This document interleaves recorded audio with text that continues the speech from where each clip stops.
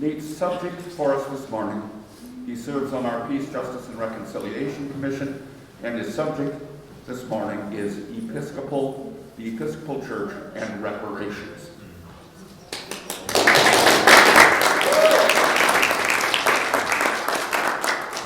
Thank you, David. When I was young, I was in the Trinity Men and Boys Choir with David's sons. I will talk about reparations and the Episcopal Church. I'm going to try and cover as much information as I can. There's a ton of information. And the slides will be very dense and packed with information. It may be a challenge to follow along and read all the slides and listen to me at the same time. Just listen to me. I'll cover the important stuff. And the slides are meant to be a reference after the talk is finished, and I will be happy to share them with you. If you want to email me or ask me for them, I can get them to you. Also, if you don't mind, please hold your questions to the end, and I will make time for questions. If there's not time to answer all of the questions, again, I'm available via email. And I want to say that Trinity's Commission for Compassion, Peace, and Reconciliation, the CPR Committee, is available for further dialogue on the issues that I will cover today.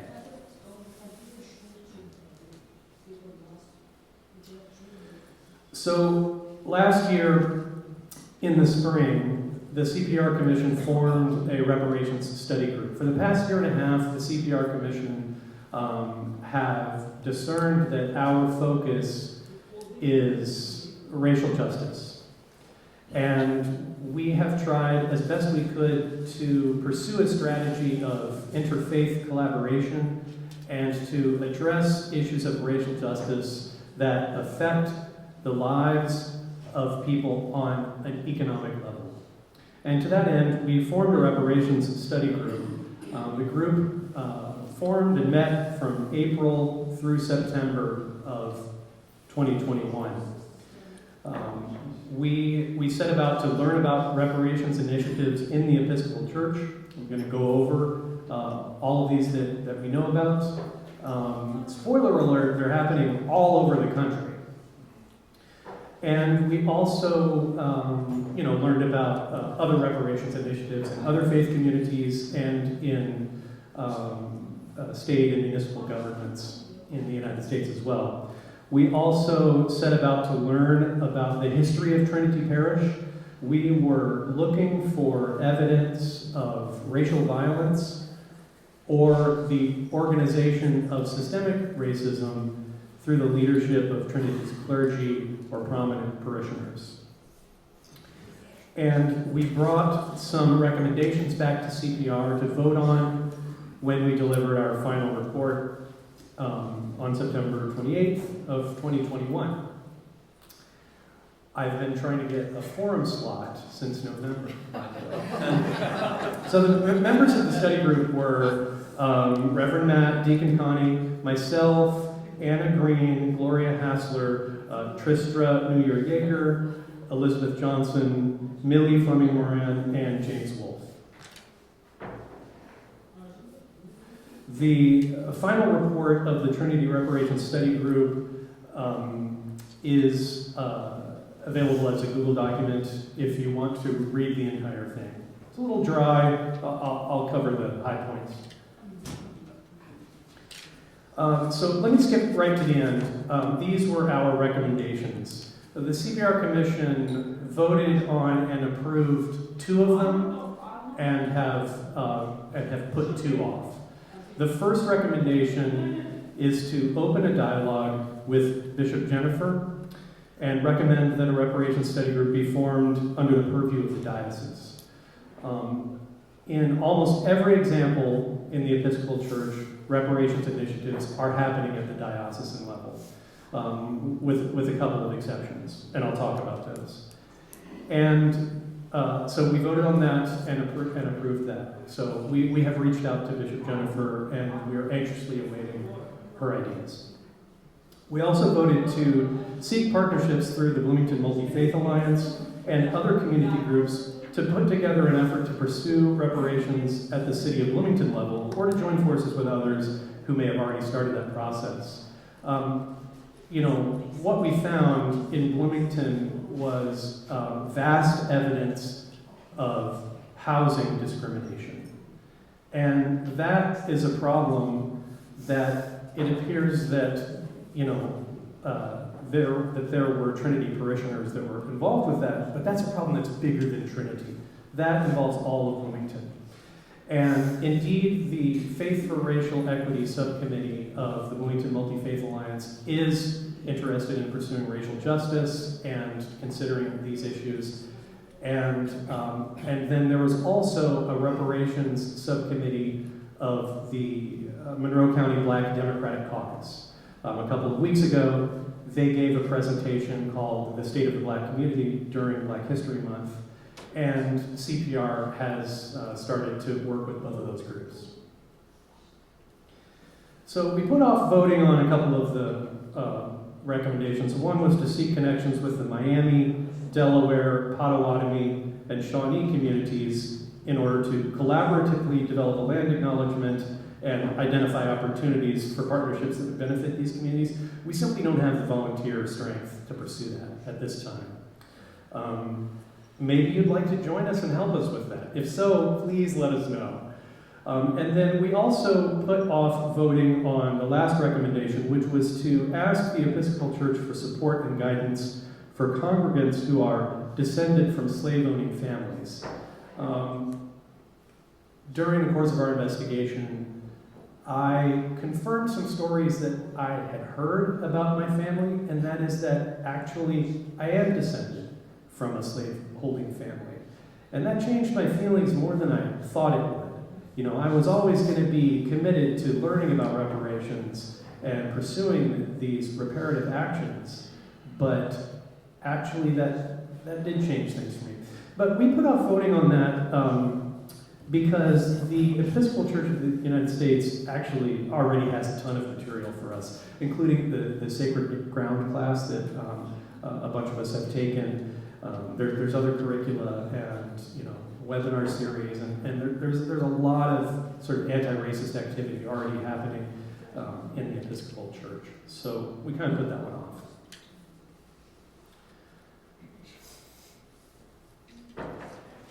So briefly, what are reparations? What am I talking about? Reparations are defined as making amends to someone or a group of people who have been wronged. In this context, we're talking about Black Americans for the sin of chattel slavery. Calls for reparations began even before the end of the Civil War, including by U.S. Representative Julian of Indiana, by the way. I think that's some cool history.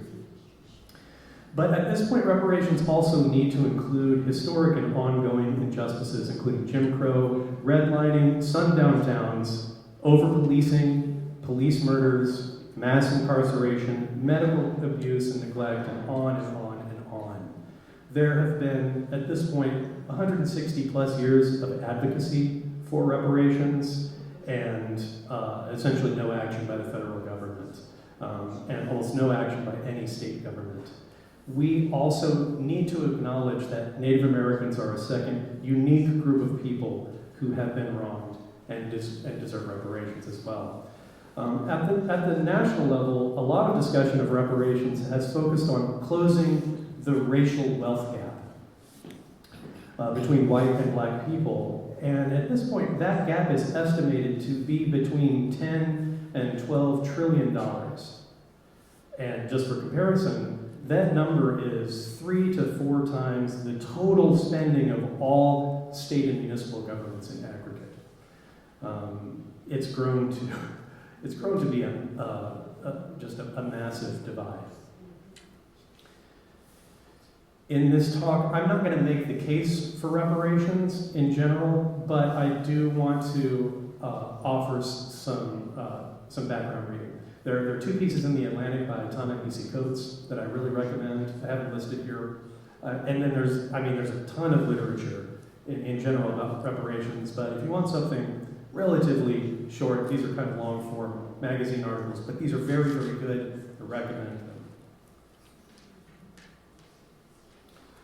them. So about the federal government, there is a bill in the House, H.R. 40. It would commission a study of reparations and to recommend proposals for reparations. It was first introduced in Congress in 1989 by the late Representative John Conyers from Detroit. It's been introduced every year since. It's never made it out of committee. In the title, H.R. 40, that number 40 refers to General Sherman's unfulfilled promise of 40 acres and a mule.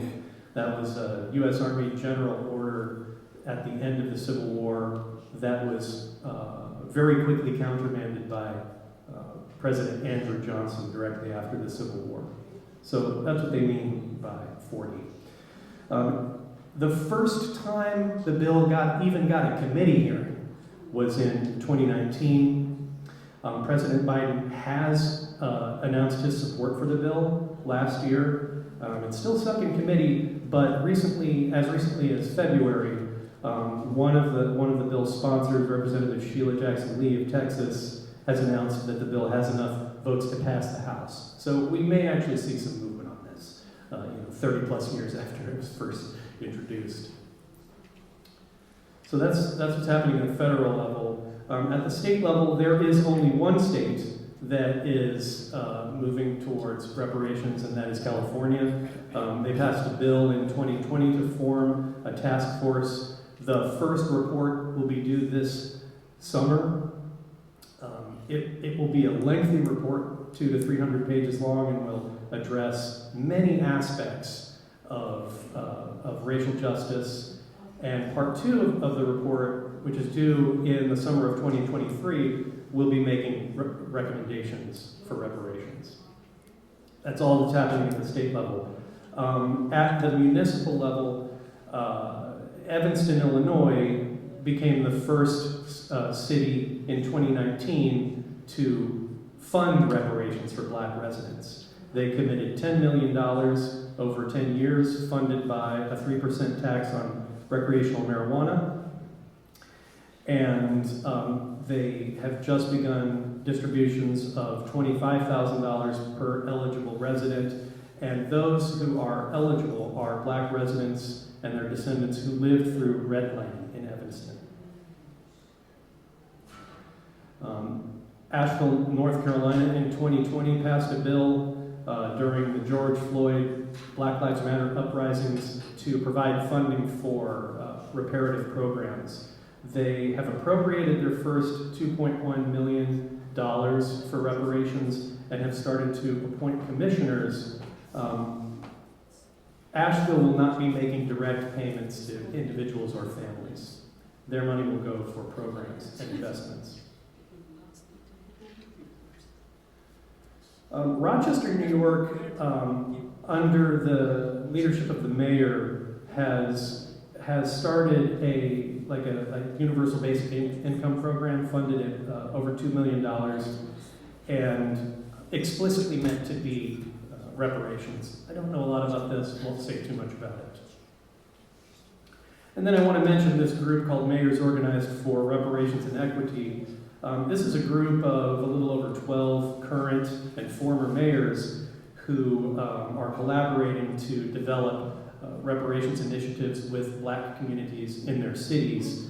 They have a slick website. They don't have any specific programs, that are happening yet. But I think we're keeping our eye out for this group. They're called MORE.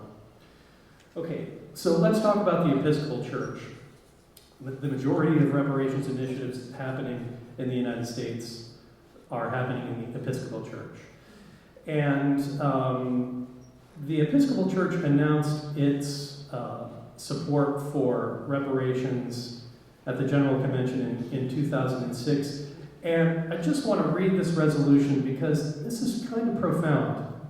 So here's what it says. Resolved that the 75th General Convention, affirming our commitments to become a transformed, anti-racist church, and to work toward healing, reconciliation, and the restoration of wholeness to the family of God. Urge the Church at every level to call upon Congress and the American people to support legislation initiating study of and dialogue about the history and legacy of slavery in the United States, and proposals for monetary and non-monetary reparations to the descendants of the victims of slavery.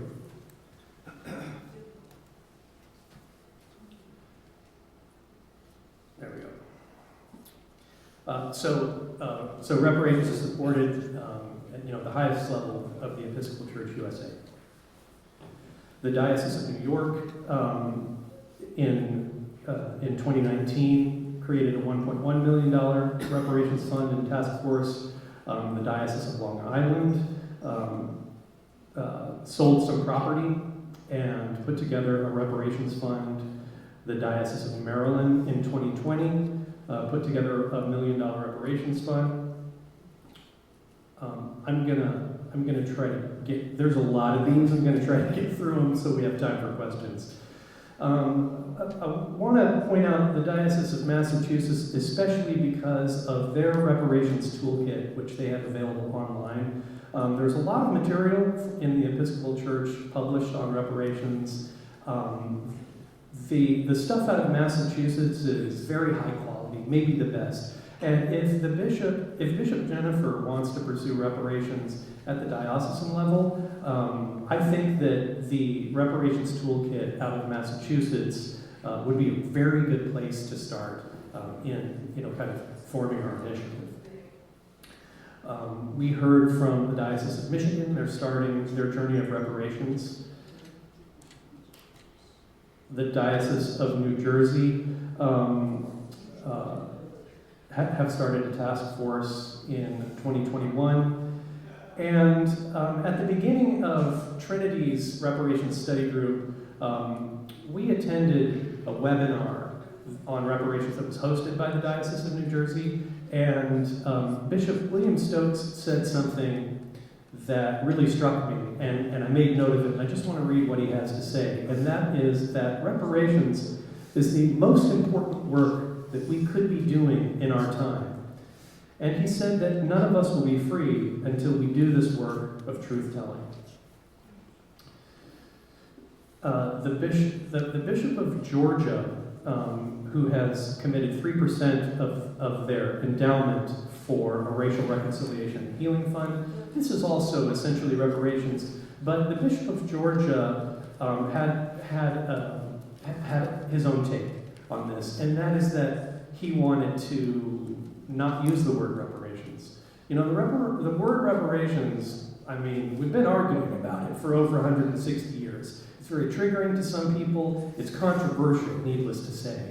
And many people who long for racial reconciliation and are motivated to work for racial justice still don't want to use that word reparations. So in Georgia, they're doing it their way, and that is to say that it's about racial reconciliation. It's not about reparations.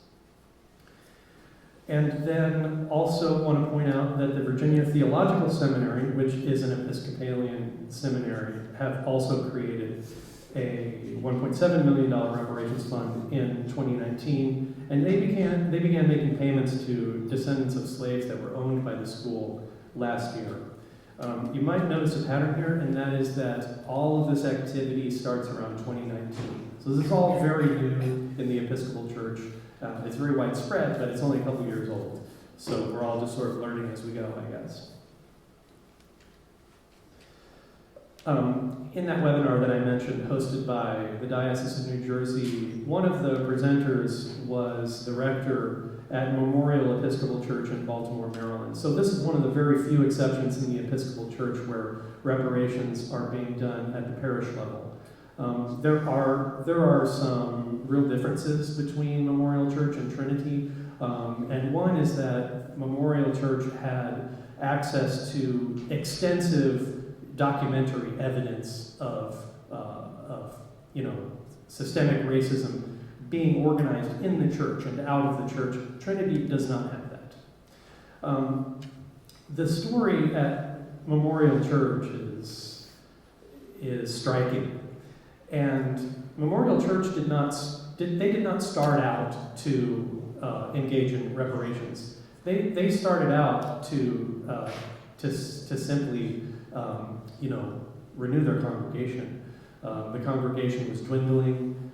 They felt like the church was essentially dying, and they kind of just got together an emergency committee to figure out what they could do. And where they ended up was that they needed to transform their church, to welcome their black neighbors into their church, and to engage in reparations. Memorial Church is one of 7 Episcopal churches in Baltimore within a 1-mile radius, and they are the only white church. Baltimore is a majority black city, 70% black, and 6 of these 7 churches are black churches. And like I said, they had extensive documentary evidence of racism in the church, including their founding constitution that said that only white men could serve on the vestry. Men, only white men. Only white men. I just want everybody to remember that. Yeah, not only was it racist, it was sexist as well. No kidding. Yeah, no kidding. So it turns out that the very first housing segregation ordinance was written in Memorial Church by their senior warden.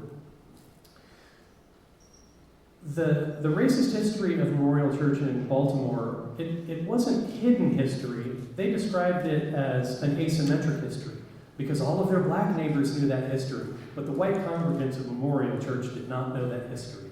And it wasn't until, they welcomed their black neighbors in dialogue and started learning from them that some of this came to light for them.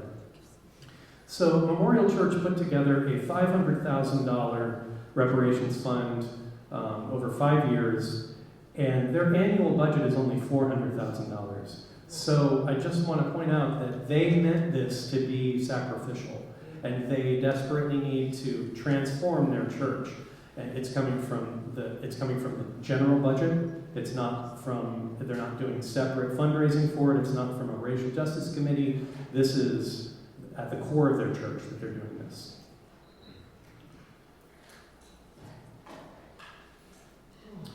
Let's see. Also, reparations are happening in the Diocese of Iowa. One of the things that the bishop has done in Iowa has been to put together sort of like a traveling group that's going from parish to parish to learn about and document the history of these parishes. And they are putting all of this together on an interactive digital map. And also the Diocese of Virginia has committed a $10 million reparations fund in addition to a $500,000 racial justice and healing fund. And lastly, I want to talk about the Diocese of Texas. When we were meeting as a study group, we had a good long Zoom call with the Director of Communications from the Diocese of Texas, who was very generous with her time, told us their whole story and answered all of our questions. And I want to talk about Texas because it's a little different than, because reparations are being done in a way that is a bit different from other dioceses. And that is that the reparations initiative in the Diocese of Texas was organized sort of from the top down by the initiative of Bishop Doyle. So instead of having like sort of democratized or facilitated conversations and study groups and like a historical inventory, Bishop Doyle, who grew up as a preacher's son, he pretty much knew the history of the Diocese of Texas, and this was something that he wanted to do. And before he announced his reparations initiative at their diocesan convention, he spent quite a bit of time sort of politicking and gaining consensus and support, and also appropriating the funds ahead of time. So when he announced his initiative, it was already supported and it was already funded. So I just wanted to point this out to show that there's more than one way to do these things.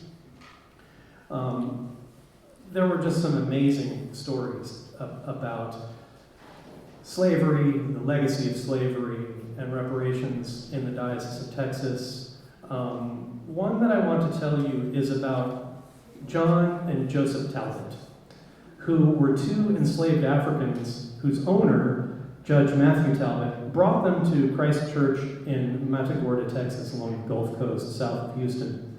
They were the first African Americans baptized in the Episcopal Diocese of Texas. Fast forward to 2003, when Evelyn Talbot, a descendant of John and Joseph, was researching her family history, and she went to Christ Church in Matagorda seeking documents and whatever she could learn. She established a relationship with the vicar there, Reverend Haas Gwynn, and now one of the Reparations Fund in Texas is named for them, the John and Joseph Talbot Fund for Racial Reconciliation. This is an example of connecting reparative actions directly to specific episodes in our history. I'm going to skip the story about the big church in Houston. The largest Episcopal church is in Houston, and it was created by white parishioners fleeing a desegregated church. So, of all these initiatives, we sort of simmered this down to a template for Episcopal reparations, and there are some commonalities among all of these dioceses. And that is to say that reparations differ from acts of charity or support or solidarity. Reparations are not a black agenda or a progressive agenda, but rather reparations aim to take accountability for and atone for specific injustices of the past. Reparations require a thorough investigation of history to understand the wrongs that have been committed, as well as to understand the benefits and privileges that the church and its majority white congregants derive from the institution and legacies of slavery and racism.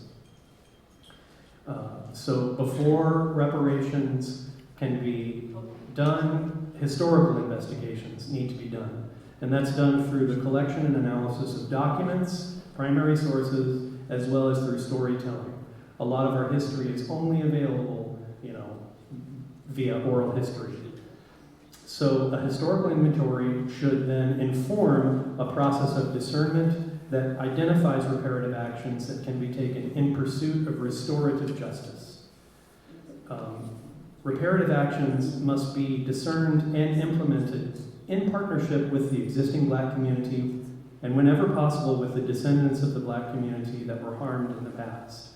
This can't be something that only happens by white people in white churches amongst our white friends. So there's a lot of activity happening outside of the Episcopal Church as well, and I want to talk about some of that, especially Princeton Theological Seminary. The second presenter in the webinar that New Jersey hosted was the Vice President for Academic Affairs at Princeton Theological Seminary, which is a Presbyterian institution. Princeton has put together a $28 million reparations fund to teach their slavery audit and its implications in all of their curriculum. So the first thing that Princeton did was spend 2 years studying their history of slavery.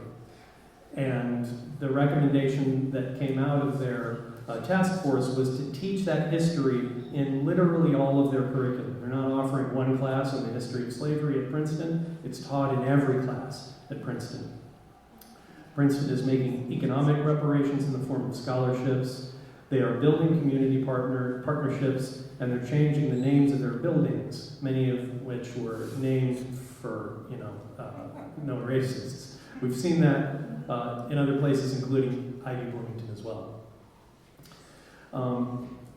It turns out that some of the faculty at Princeton was involved in the American Colonization Society in the 1850s, which was a group of people they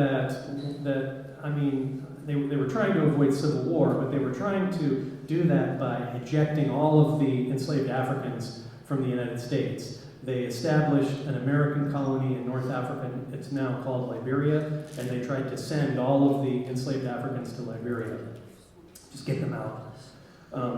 And it turns out that a lot of the faculty at Princeton weren't involved with that. So what the Reparations Task Force has done has been to create partnerships with churches in Liberia. They found that their history wasn't entirely ugly. I mean, it was very mixed, and a lot of the students in Princeton were abolitionists. So This is just an example of the ambiguity that we find in all of our histories and in our collective history. That $28 million, I mean, it's not as much for Princeton as it would be, for the Diocese of Indianapolis, but still, that is a lot of money. And Princeton also needed this to be sacrificial. Princeton needed to transform their entire organization. In their words, they wanted to become Princeton 2.0. So that's why the teaching of their history and the size of their reparations fund is so extensive. Another reparations initiative is happening at a Catholic university, Georgetown University.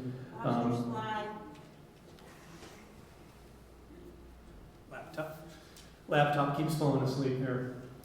Georgetown University has created a reparations fund for the descendants of slaves that were once sold by the university. Also, a little factoid here: the Roman Catholic Church was the single largest slaveholder in the Americas.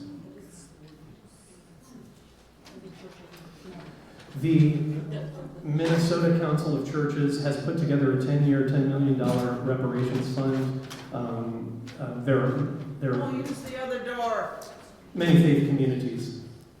And then lastly, and I don't really know much about this, I'll get it. I just read one article. I don't have any more information about this, but the number is astonishing. And that is the Jesuit Conference of Priests, which is a Roman Catholic organization, has pledged to raise $100 million for the descendants of enslaved people that were owned by the Catholic Church. Okay, moving on. Let's talk about Trinity Parish.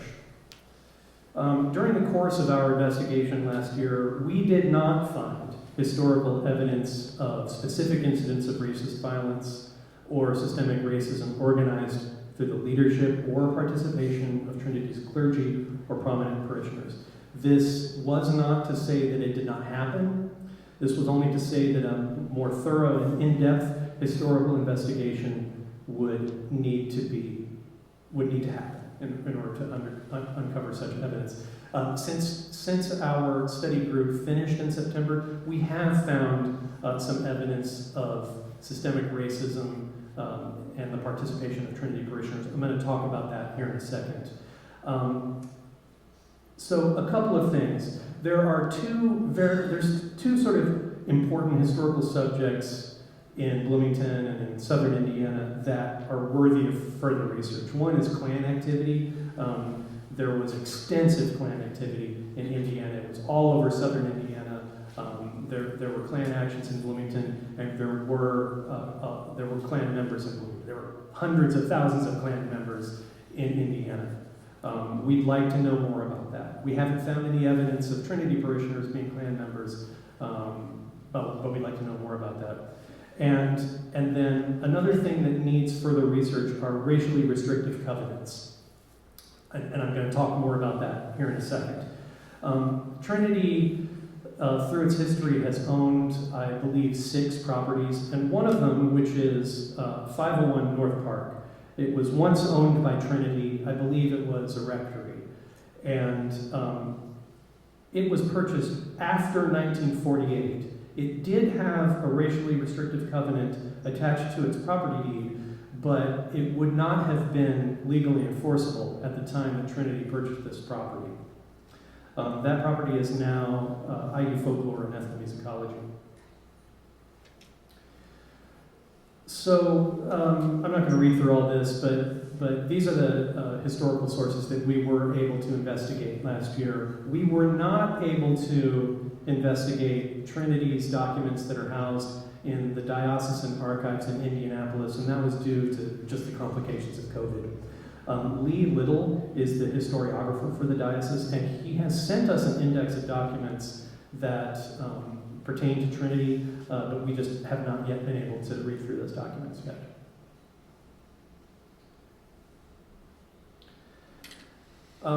So after the study group concluded its work, we did learn of some names of Bloomington residents that had bought and sold properties that had racially restrictive covenants attached to them during the time when they were legally enforceable, which was 1917 to 1948. This information came from the Monroe County History Center, who housed the records of the County Recorder's Office up until 1950. The County Recorder's Office houses its own documents from 1950 onward. The list of property deeds contained some names that are found in the Trinity archives. So this list here, these are Trinity parishioners who bought and sold property and agreed to these racially restrictive covenants. So what they are a contractual obligation never to sell or lease or house anyone not of the pure white race. So these were Trinity congregants who were involved with denying wealth and place to our black neighbors and our neighbors of color.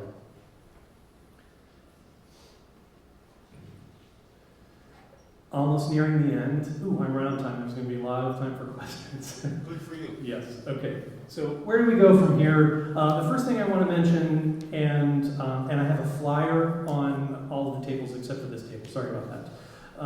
There's an upcoming event that I want to invite everyone to, and that is a capstone event hosted by Bloomington Multi-Faith Alliance's Faith for Racial Equity Subcommittee, who have hosted a community book read of Heather McGee's new book, The Sum of Us.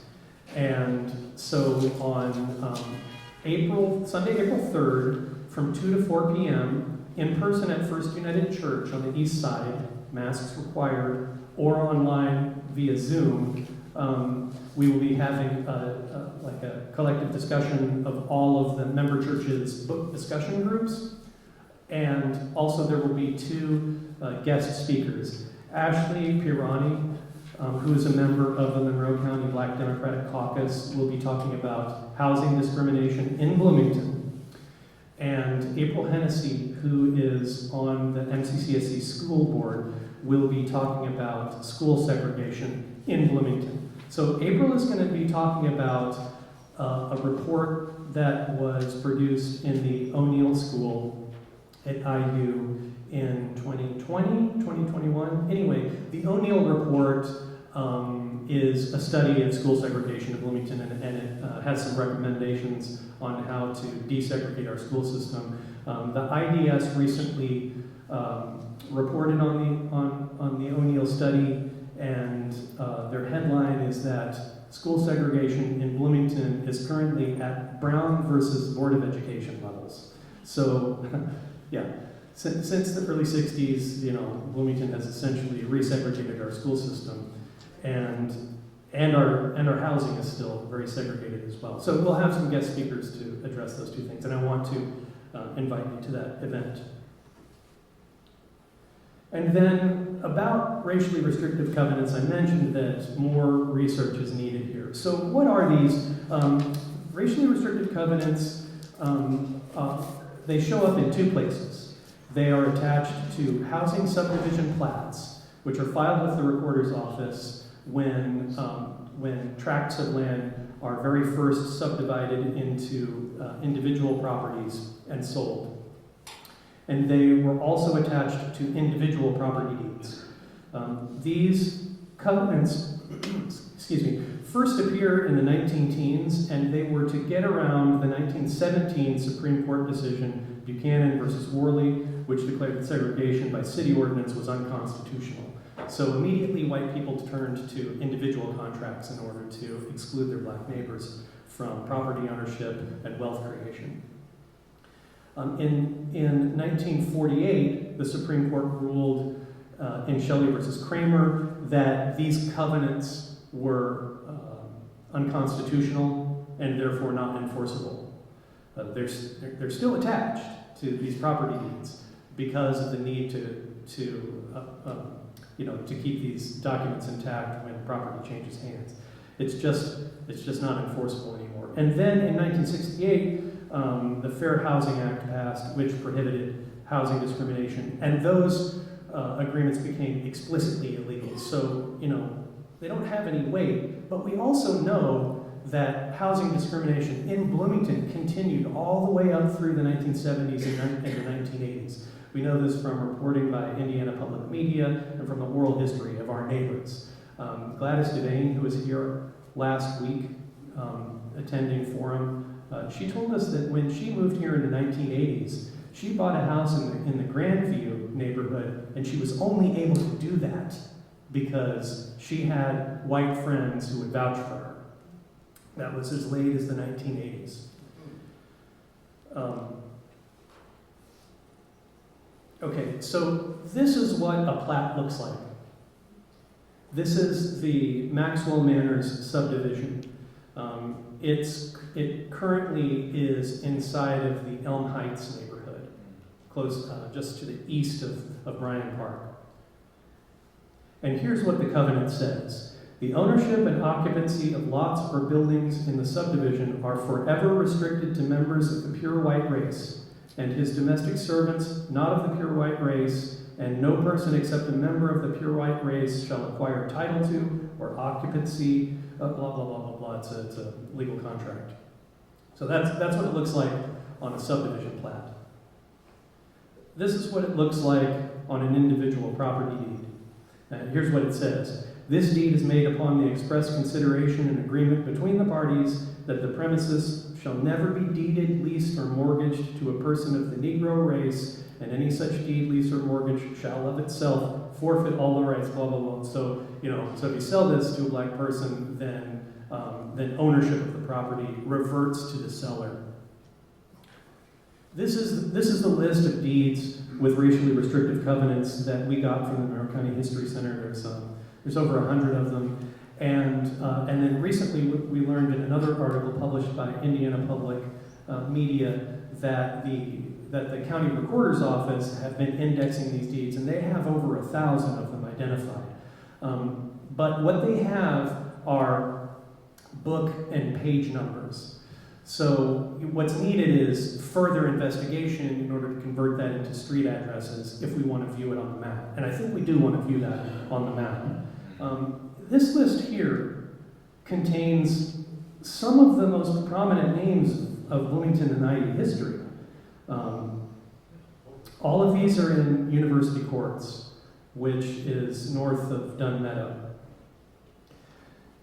Yeah, these are legendary Bloomingtonians. We've all heard of these people.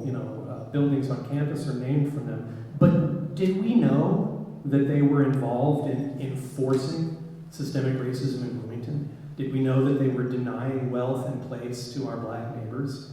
I did not know that. This is a sad chapter in our history that many of us don't know. I mean, we're talking about Paul McNutt, who was the governor of Indiana.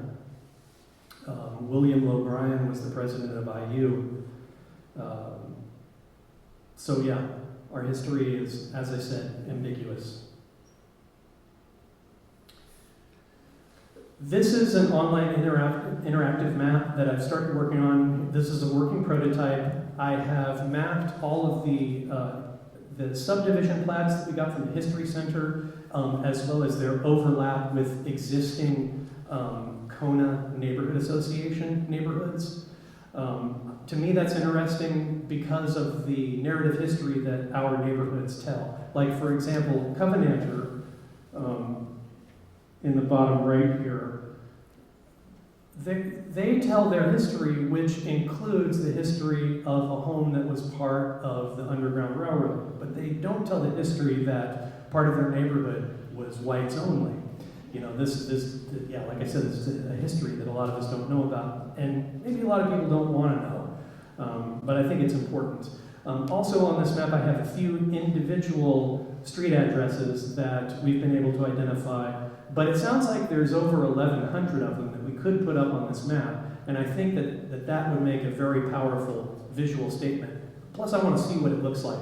So, so that's a lot of volunteer hours and historical investigation, and we need help. So if any of you are interested in coming to the History Center and getting trained by the research librarian there, who has generously offered to train us on how to do this, please let me know, because soon we'll do that. We'll go to the History Center. We'll learn how to transform book and page number into street address and get it pasted up here on the map. And I think that's everything. That's everything. Thank you so much.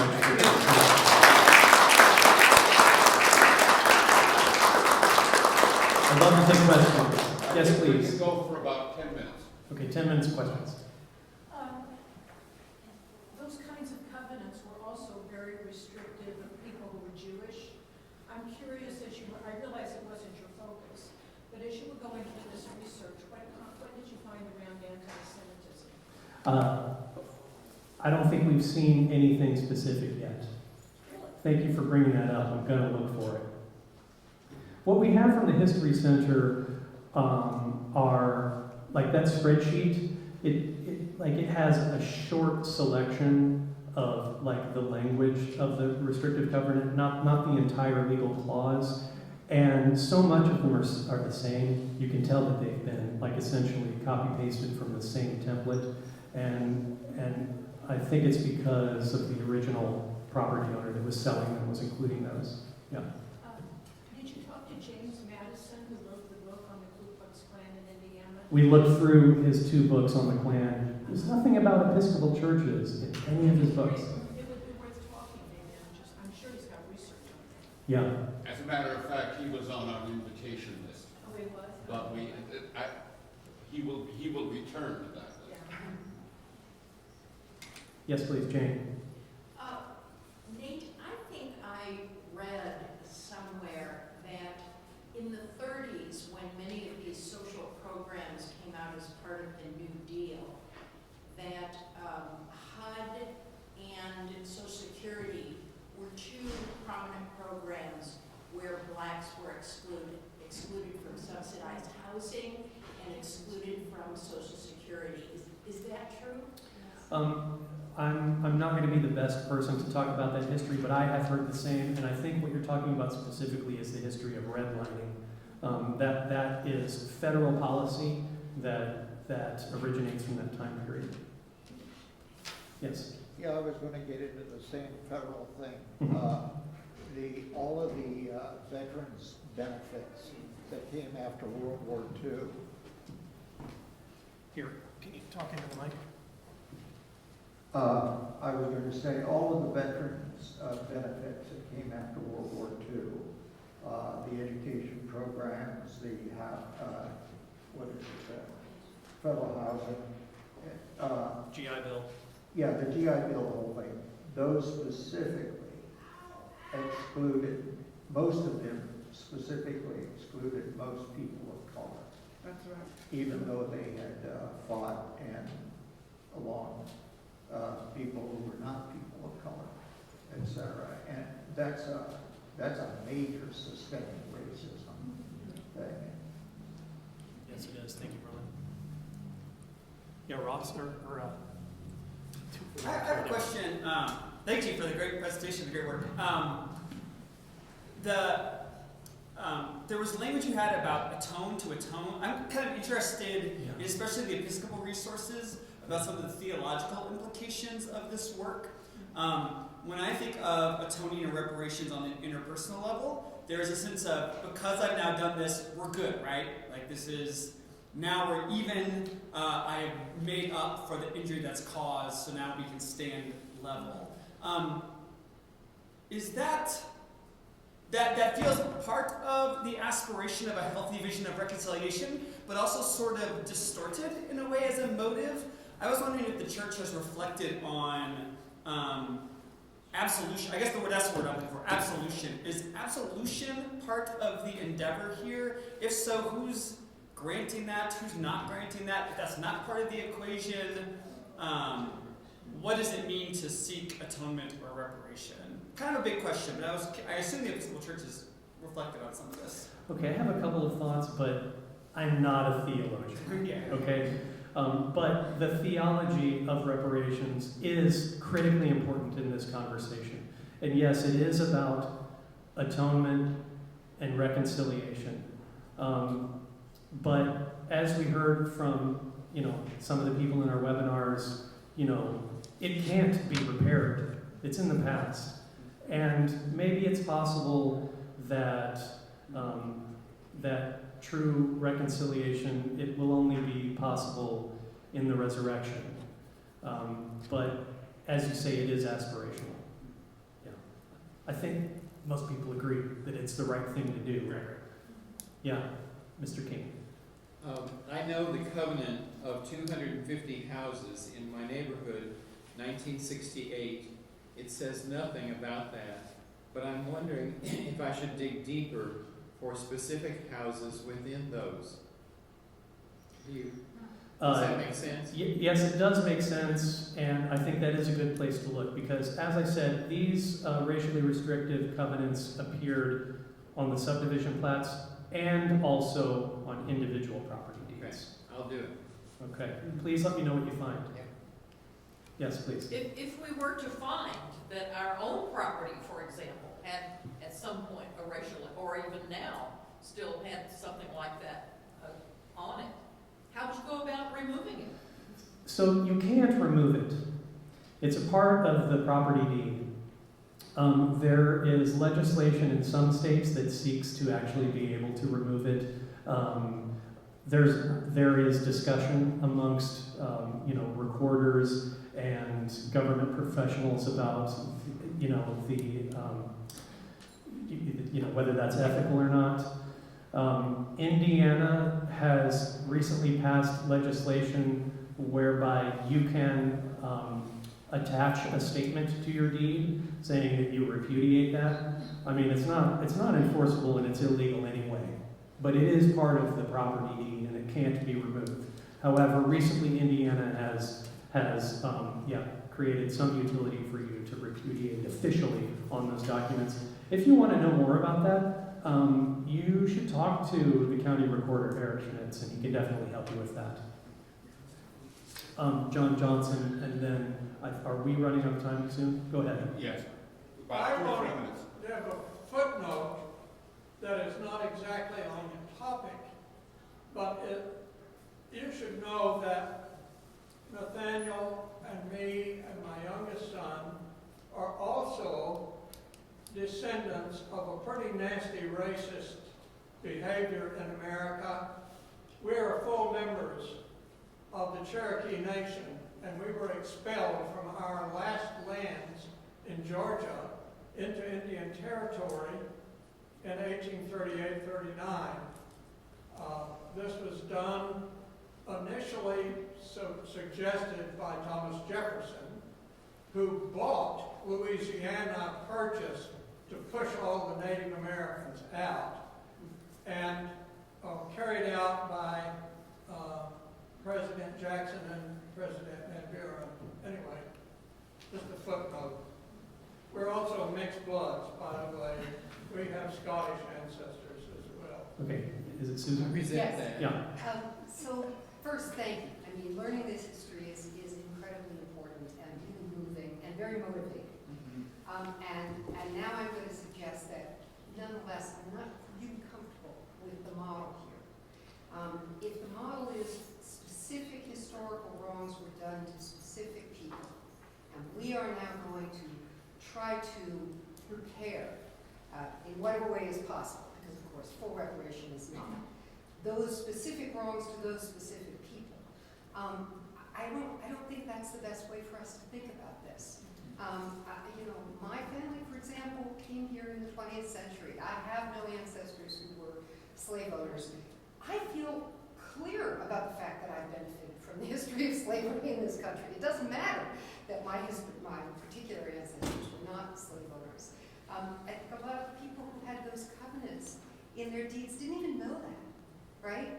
And so trying to look for individual responsibility for what is actually a systemic and social problem is making me uncomfortable. I would rather know all those facts, but add them all together to create a kind of composite for which we are now all responsible, and think about what reparations with that would mean.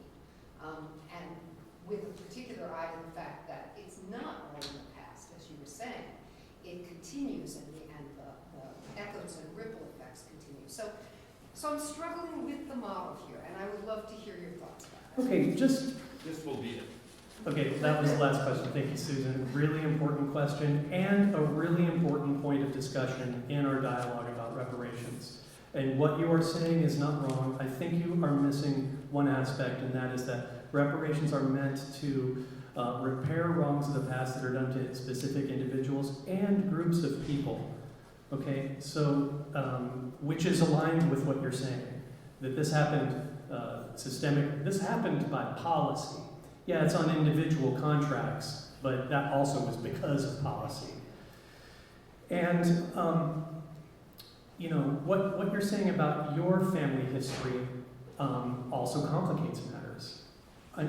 Further complicating matters are black people and people of color in the United States now who are not descendant of slaves, yet nevertheless struggle with racism now. The thing is that as white people, even if we didn't have any of our own family in the past that owned slaves, like I learned that mine did, we still are living in the legacy of slavery and, you know, enjoy the benefits. What was it Frederick Douglass called the wages of racism, I think is what he called it. So, you know, I didn't own any slaves. Nevertheless, you know, how much of, you know, my success in life is attributed to how I look, who I know, what I can do. Probably a lot of it. Those are my thoughts. I don't have all the answers, though. Well, thanks a lot. It was terrific presentation. You're welcome. Email or come to CPR or ask us questions. We're available for